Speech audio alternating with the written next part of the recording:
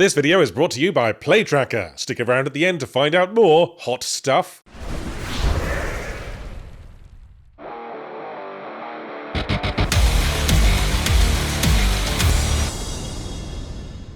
Welcome back to Yahtzee Tries, where with Steam Next Fest upon us, I took it upon myself to try out a couple of hot demos, and the connecting theme for the first two of those that I played is arranging pieces of paper, starting with the Mailroom, a first-person mail sorting simulator set in Hell, or at least one of Hell's regional branches.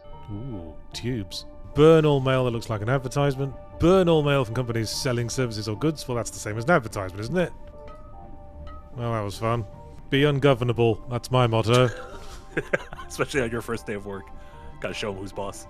As a faceless, voiceless, first-person, retro-styled horror game protagonist, we've been hired to sort the mail, and our job is to receive letters 2 or 3 at a time, and put them in the tubes pertaining to the departments they're supposed to go to, consulting a book of names to link recipients to departments, and burning all junk mail and anything with an unclear destination. This icon means click and hold the button until the action is complete. A click and hold, you say? What an exotic concept. With a progress bar, no less. Gosh, I've even got an achieve over doing that. You can tell the developer's proud of their work. Okay.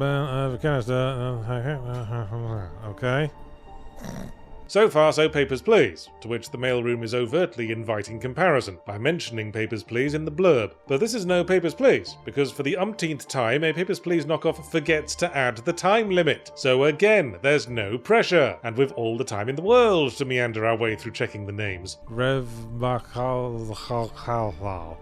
Boy. Well, I've got one suggestion for the full version. How about a dyslexia mode? Hello? Am I supposed to pat you on the head? Please don't stare at me. Thank you for the butt paper. I will enjoy that.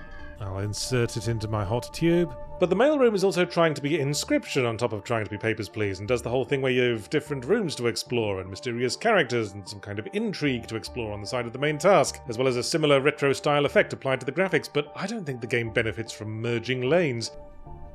Don't waggle your finger at me. Maybe that was a positive waggle, like Dikembe Mutombo. And never be alone again, and again and again and again. Oh, here's the toilet. Look how many tubes! Do you think it's different tubes for different kinds of poops?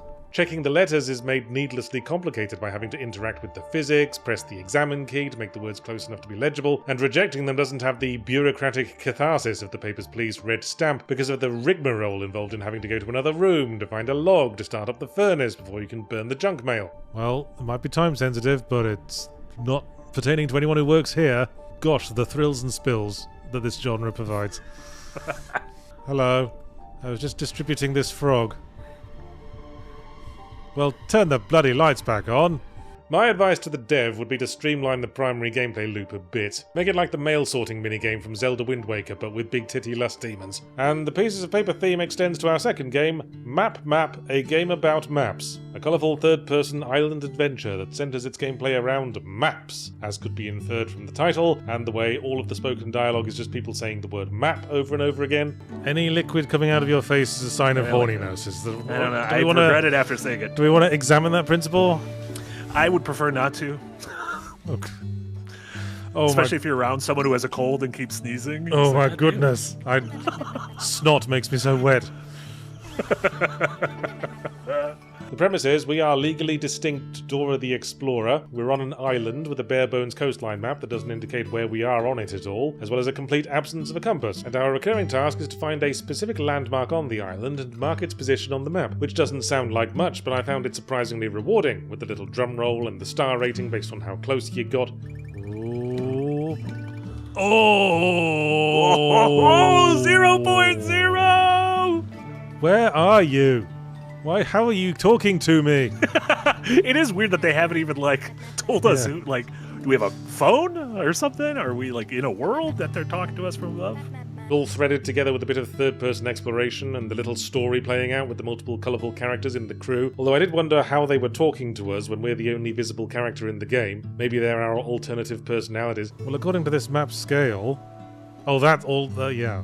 That's the whole thing is 10. It does feel that does feel silly. That makes it seem like one grid is 10 as opposed to 2. I hope you're watching, devs. We found a couple of things that could be mildly fixed. We could turn your hot beat into a hot song. We get a tool for measuring distances and steps, and a little drawing compass, and the ability to freehand little cartoon cocks and balls all over the map. It's a great example of a game that focuses on doing one thing very well. So all you have to do on your part is enjoy doing that one thing. And it turns out, I do. It makes me feel smart. Oh, suck my dick, game. Oh my god. Suck my small girl dick. Oh my goodness, a wheelchair-bound raccoon. What the fuck are you? Who are these things? Well, unless the one step is reasonable.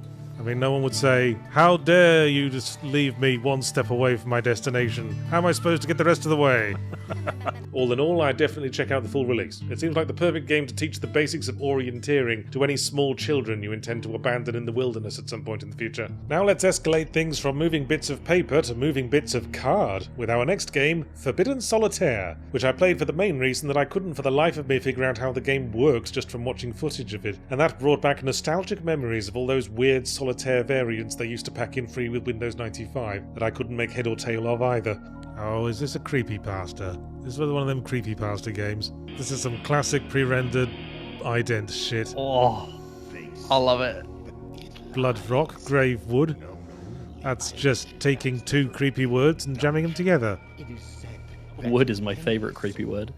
But that was just the beginning. As someone with fond late childhood memories of the mid to late 90s when the CD-ROM game ruled the burgeoning lands of PC gaming, Forbidden Solitaire recreates that look and feel so uncannily, it immediately zapped me directly in the nostalgia glands. It looks so much like something you'd find on a thrift store CD-ROM with its dodgy FMV idents and its primitive gameplay created from pre-rendered stills. With a spark you light your fingers like a torch. Sounds painful. Ooh. Piss off, Emily Roberta. I'm fighting a zombie. Okay, fine. Ow! Oh! You didn't tell me you'd be doing that. Now how am I going to masturbate? It's also doing a sort of creepypasta ARG thing where it presents like you're playing the game on an old PC emulator, while a friend gives you background on the game via instant message. And when she sends you faked up adverts and magazine reviews, they too look exactly like the old 90s PC game magazine adverts I spent my teenage years reading. Oh, hello again, Emily Roberta. God, I hate people with two Christian names, don't you? So there's the Hedgehog, $5. Oh, what you got? Suck it, I was about to say. I'll let you continue the suck it. 6, 7, 6, 7. There, I said it. So right out of the gate, the game's on solid footing. The actual game itself, I was really expecting to be more Balatro-like, that being the trend and everything, but no, it's an almost unique system, maybe veering a little into Slay the Spire territory. All you have to do during the battles is pick up cards from the board that are one away from the card you've got showing on your deck. It's very simple to understand, but at the same time weirdly satisfying to get a lengthy combo going with strategic picking. Even if success will, as ever, come down to random chance, and that'll about wrap it up. We've got a satisfying core gameplay loop, some well-realised nostalgia, and an intriguing story building in the background with the ARG stuff. Consider me sold, Forbidden Solitaire. The calcified remains of countless, weirdly regularly stacked corpses. Why, I'm so horrified by that, I need to play Solitaire for a bit. Oh, it's this jag balls again. Cursed cards need to be played twice. What is this jiggery pokery? Ah! No, I got FMV'd. And I must say, I'm also impressed by the developer's uncanny sense of timing. Felt like the demo abruptly ended right at the moment we were getting really interested. Good job. Blue, as you made my balls, I'm confident they'll be in safe hands when the full version comes around. And now we finally move away from pieces of paper entirely with our final Next Fest demo, Denshattack, a Spanish game doing its damnedest to look like a Japanese game, in which we play a spunky young train driver who wants to be the most impressive train driver in the land, in a game that has the visual energy of Hi-Fi Rush applied to gameplay somewhere in the middle of Jet Set Radio, Tony Hawk's Pro Skater, a latter-day 3D Sonic the Hedgehog game, and Yellow Taxi Goes Vroom. Alright, how long till we see speed lines? Drift around corners. Yes, because that's something trains do. Whee! Oh god, a choice! I'm not ready for this sort of responsibility. Whee! Whee! So level by level we take our train car along a literal rail, and the best summary for what ensues is that the game just relentlessly throws stuff at you and yells "think fast" until you reach the finish line. You're hastily tutorialized on the arcane button presses and releases required to drift around turns, jump, switch tracks, do mid-air tricks, ground pound, all of which we're obliged to remember how to do with a grace period measurable in nanoseconds, so it can all get quite mentally exhausting. This is so dumb. Man, this game just puts a smile on my face. This is so cool. Oh god, I can ground pound. Personal space.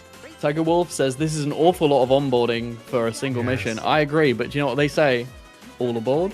I'm generally not a fan of the Tony Hawk style obligation to do tricks to get a decently competitive score. If I crack off a sweet jump, I want to be able to enjoy my graceful flight through the air, without feeling like I have to wiggle the analog stick like I'm using my thumb to hold a nervous mouse in place, so my character can fart uselessly about in mid-air to impress the judges. You're gonna kickflip a fucking train, bro? Okay. It's such a stupid concept. I love it.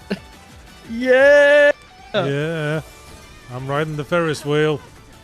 Off the dino! Yeah! But all that aside, once I had managed to get my head around the core gameplay, Denshattack is undeniably fun. And quite funny as well. What's not to love about the spectacle of a train car derailing from the track, landing on top of a Ferris wheel, then detaching it and riding it through several very expensive things? Or of landing sideways on a pipeline and having to grind along it like a Cheeto sliding down a leg? Lou McNeil gives $2 to say collect 7 Chaos truck nuts and become Super Sonic Train. Oh man, I love this. Help. My brain. I won't give up, though I might cry a little. Yes, fucking finally. Nicely done. Shit! That said, I don't see myself seeking out the full version with enthusiasm, but it was good for a laugh in a 1-hour stream, and as someone who lives in the Bay Area, it's quite refreshing to have positive feelings towards a train. This video is brought to you by PlayTracker, the app that tracks your cross-platform game library, achievements, stats, friend activity, and more. PlayTracker works by connecting to a wide variety of gaming platforms: Steam, Xbox, PlayStation, GOG, EA Origin, and, as of the latest update, Nintendo, Epic, Retro Achievements, Ubisoft, Battle.net, and Riot. It then combines all of your profile data in one place so you can acquire XP, level up, and unlock rewards no matter where you play. Have you ever been watching one of Second Wind's streams and found yourself thinking, hey, I bet I've logged in more hours of Super Smash Bros. Than KC, earned more achievements in Souls games than Jack, and tried more games than Yahtzee has tried on Yahtzee Tries? If so, you're a sick, twisted individual. And we want you to join our guild on PlayTracker. Put that gaming prowess to use and unlock Second Wind-themed profile cosmetics. Keep up with our latest videos on your social feed and earn your spot on a leaderboard of our top fans, which I like to look at every morning to keep myself humble. Unite your gaming multiverse with PlayTracker and join the official Second Wind Guild today. Bork, bork, bork. Bork, bark, bark, bark, bark. What are we, the Swedish chef? Borgy, borgy, borgy. Apologies to any actual Swedes out there. Gotta be offensive. Leon, you do really good roundhouse kicks, but maybe rein in the one-liners a bit. You just embarrass yourself. I got new inhalers today because I've had British meds. It's the first time getting American meds, and honestly, my lungs have never felt better. Big ups to American inhalers. Well, that's exciting news. But anyway, back to the boring old train drifting game. Double the fingers, €5. Thank you so much, bud. It says, with the world and its future looking increasingly ass, I want to thank you guys for not being ass. You're much more plump around. You're much more plump round bum. Keep at it. Thank you so much, bud. If you doom scroll and watch the news too much, you might get the false impression that there are more arses in the world than there really are. Maybe get involved with your local community. Not be surprised by how few arses there truly exist.